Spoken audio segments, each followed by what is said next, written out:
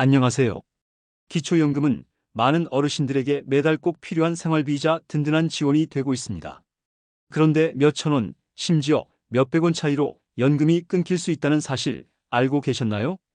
오늘 영상에서는 2025년 기초연금 제도에서 달라지는 점들과 수급 기준, 소득 인정액 계산 방법, 그리고 실제 수급 탈락 사례까지 하나씩 살펴보겠습니다. 먼저 한 어르신의 사례를 소개해 드릴게요. 서울에 사시는 김 여사님은 매달 기초연금을 꾸준히 받고 계셨습니다.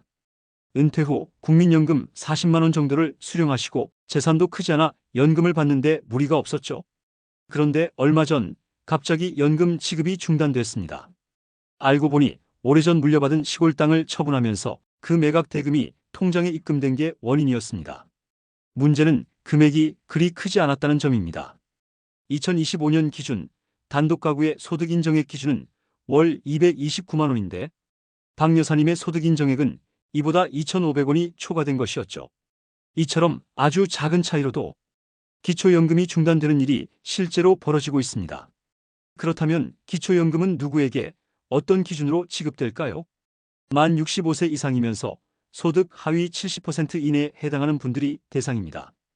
여기서 핵심은 소득 인정액이라는 개념입니다.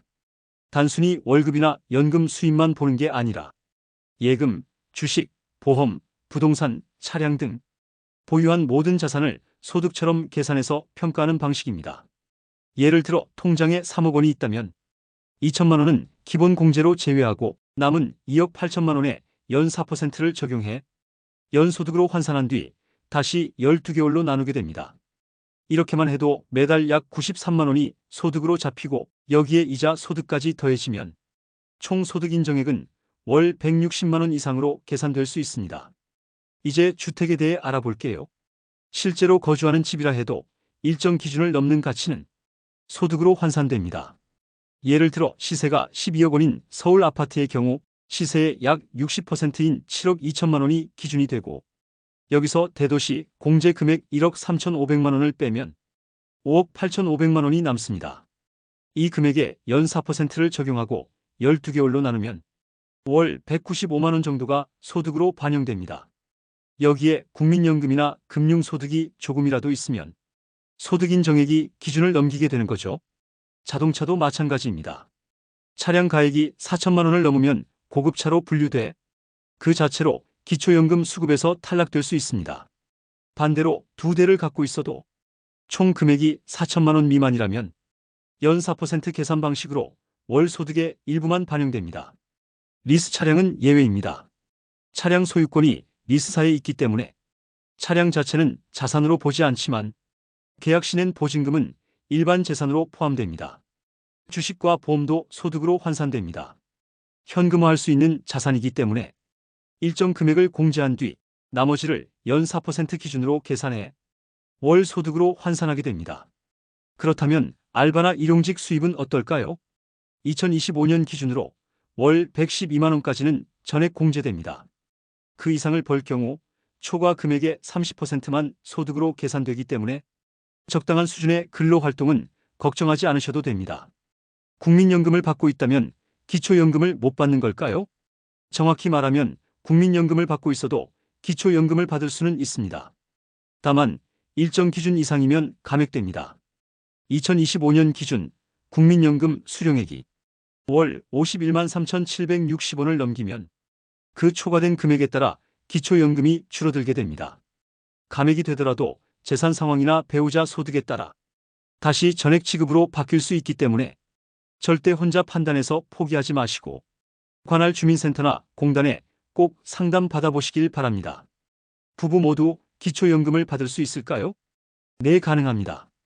다만 각자가 수급 조건을 충족해야 하며 동시에 받게 될 경우 각각 20% 감액되어 지급됩니다. 그래도 두 분이 함께 수급하면 단독 가구보다 월 지급액이 많기 때문에 꼭 각각 신청하시는 걸 권장드립니다. 신청 시기는 생일이 속한 달의 전달부터 가능합니다. 예를 들어 7월 생일이라면 6월부터 신청할 수 있는 것이죠. 생일이 지난 후 신청하면 그 사이 지급받지 못한 연금은 소급해서 받지 못할 수 있기 때문에 반드시 제때 신청하셔야 합니다. 신청은 주민센터나 국민연금공단을 직접 방문하시거나 복지로 사이트에서 온라인으로도 가능합니다. 마지막으로 정부가 어떻게 재산을 파악하느냐 궁금하실 수 있습니다. 정부는 행복이음이라는 통합 시스템을 통해 1년에 2번 수급자의 재산 정보를 전수조사합니다. 예금, 부동산, 차량, 보험까지 확인되며 허위 기재나 미신고 시에는 지급 중단 또는 환수 조치가 내려질 수 있습니다. 특히 가족 명의로 등록된 차량이나 부동산이 본인의 명의로 되어 있다면 실제 사용 여부와 관계없이 소득으로 간주되기 때문에 꼭 주의하셔야 합니다. 이처럼 기초연금은 단순히 나이만 맞는다고 해서 무조건 받을 수 있는 제도가 아닙니다. 재산과 소득, 가족관계까지 여러 요소를 고려해야 하고 작은 변화 하나로도 수급 여부가 달라질 수 있습니다. 정확한 정보를 알고 미리 준비한다면 놓치지 않고 꾸준히 받을 수 있습니다. 오늘 영상이 도움이 되셨다면 주변 분들과 함께 공유해 주세요. 여러분의 정보 한마디가 누군가에게는 정말로 필요한 도움으로 돌아갈 수 있습니다. 감사합니다.